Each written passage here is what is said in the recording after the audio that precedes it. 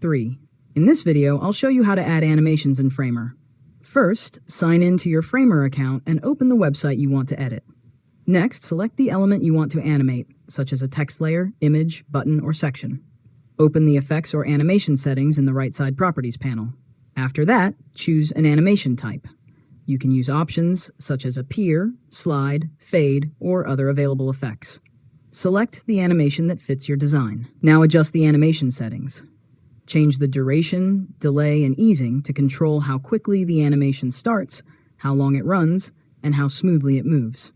Next, preview the page to test the animation. If it feels too fast or slow, return to the animation settings and adjust the timing until you're happy with the result. Finally, check the animation on different screen sizes. Make sure it works properly on desktop and mobile without distracting visitors or making the page difficult to use. And that's it. You've successfully learned how to add animations in Framer. If you found this tutorial helpful, make sure to subscribe to LearnModelab for more tutorials.